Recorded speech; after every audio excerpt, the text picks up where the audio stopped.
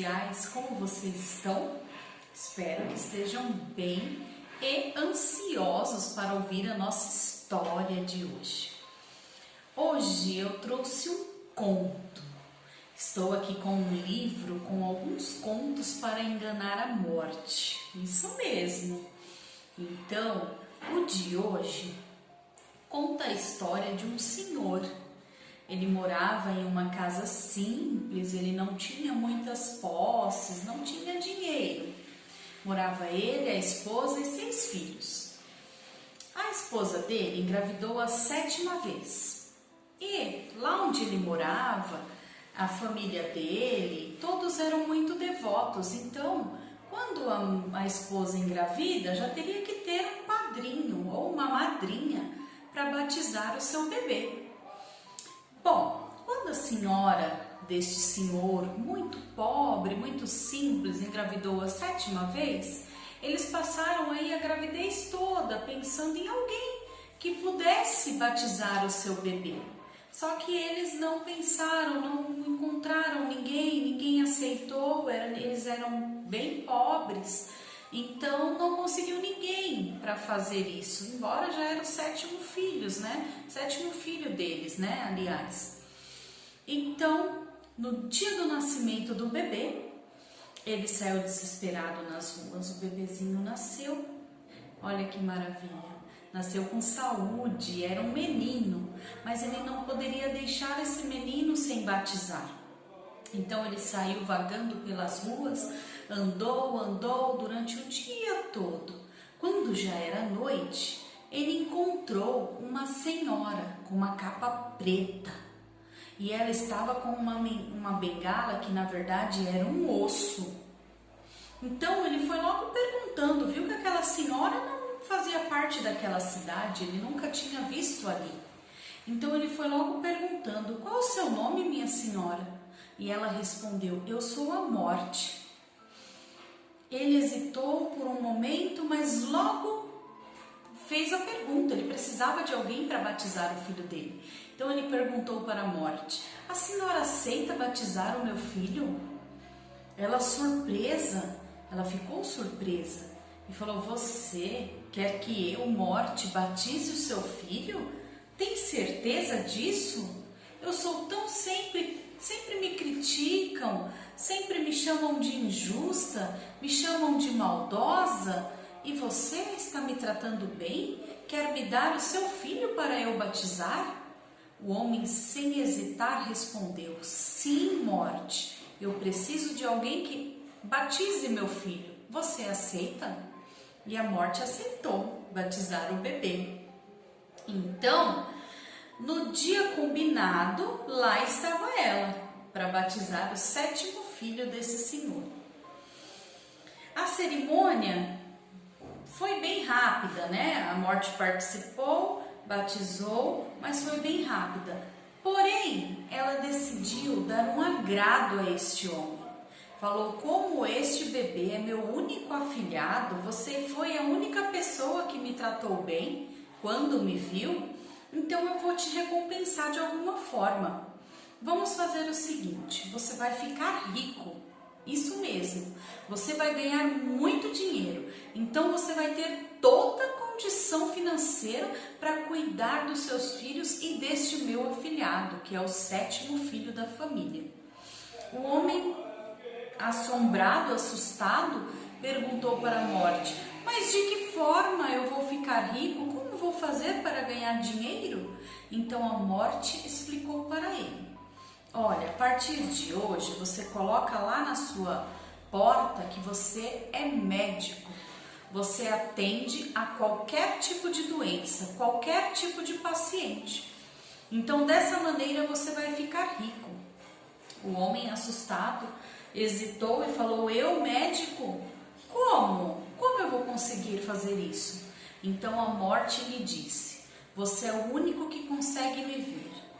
Vamos fazer assim, quando você entrar no recinto onde o doente está, se eu estiver na cabeceira do doente, você receite os medicamentos e informe a família que ele vai ficar bem. Por pior que ele esteja, informe a família que ele vai ficar bem. Agora, se você entrar onde o doente está e eu estiver nos pés do doente, se eu estiver nos pés da cama, então aquele não vai resistir à doença. Ele pode estar aparentemente bem, mas você informe a família que não tem jeito, que ele não tem cura. Faça o que fizer, ele não vai conseguir se curar. Então, dessa maneira, o médico acertou tanto, ele acertou tanto ver pessoas assim que nem a família acreditava que tivesse cura e o médico entrava e falava deste remédio que ele vai ficar bem. E outros que às vezes não estava tão ruim e o médico acertou mesmo, não teve jeito, piorou, até que a morte o levou embora, levou o paciente embora. Então ele ficou tão famoso que realmente ele ganhou muito dinheiro, né? Só que acontece que a hora do doutor também estava chegando. Ele já era um senhor, não muito idoso, não muito velho, mas a hora dele já estava chegando. Então, o que a morte fez? Informou para ele, falou: olha, vamos ali que eu vou te mostrar um local. Então, levou ele neste local, como eles eram compadres, como a morte tinha ali um carinho por ele, porque segundo a morte ela nunca tinha sido tratada bem até então, né? Este senhor foi o único que a tratou bem, inclusive deu o 7º filho para ela batizar. Então a morte tinha ali um respeito. Levou este senhor para este local e mostrou para ele várias velas, umas grandes, outras mais grossas, umas mais finas, umas pequenininhas, outras só com uma chaminha. E aí falou: aqui, ó, é o sopro da vida, tá vendo? Existem pessoas que vão viver muito, a vela tá grande. Outros já está terminando a sua vida na Terra e precisa ser assim. Imagina só se essa vela nunca apagasse, o que seria da sociedade? Imagina só se todas essas velas que já foram apagadas, que já foram buscadas da terra, se todas essas almas ainda estivessem em corpos, estivessem vivas andando, não teria mais espaço para ninguém. A vida não teria uma continuidade, seria um caos. E, meu velho amigo, a sua vela é essa aqui.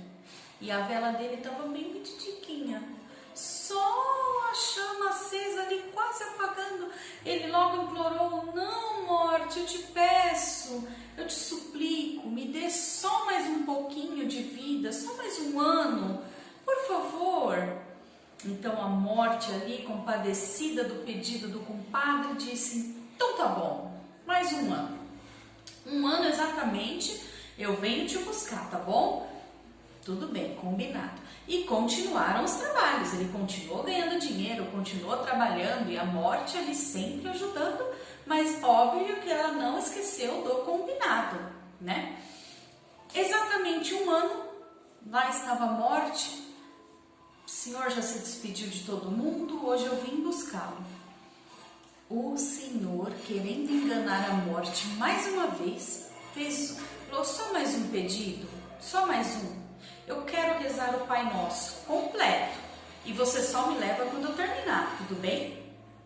A morte respondeu: tudo bem, então reze o Pai Nosso. Então ele começou: Pai Nosso que estais no céu.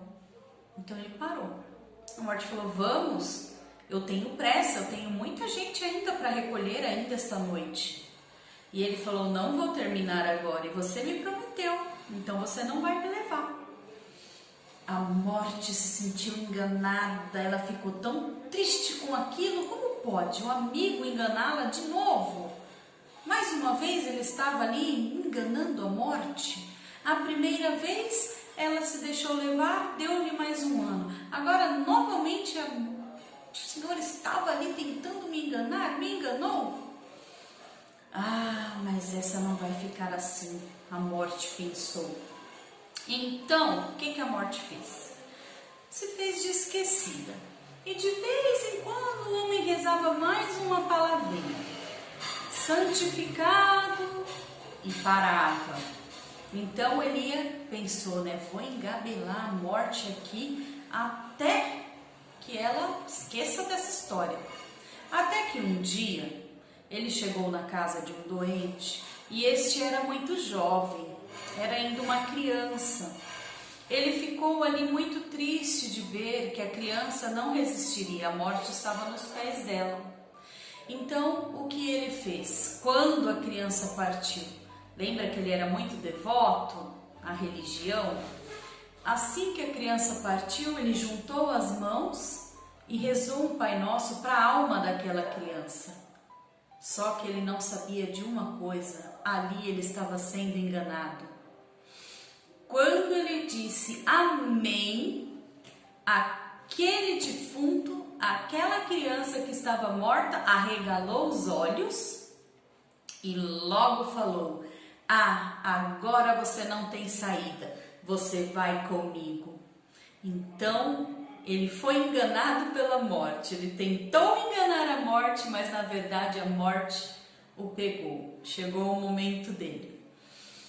E este conto termina aqui. Espero que vocês tenham gostado. Eu gostei muito. Este conto está no livro Contos de Enganar a Morte, de Ricardo Azevedo. Tem alguns outros, tá? E este foi o que eu escolhi para vocês hoje. Pessoal, lembrando que eu deixo o meu e-mail aqui na descrição. Se vocês tiverem um relato assombrado, manda para eu ler. Quer que eu leia a sua história? Manda! Eu troco os nomes, é sigiloso, ninguém vai saber, só eu. E se não quiser que eu saiba quem me enviou, me envia anônimo, não tem problema, tá bom? Eu gosto muito de ler os relatos em primeira mão, embora os contos também sejam muito divertidos de ouvir, né? Espero que vocês tenham gostado. Então, um beijo e até amanhã. Tchau, tchau!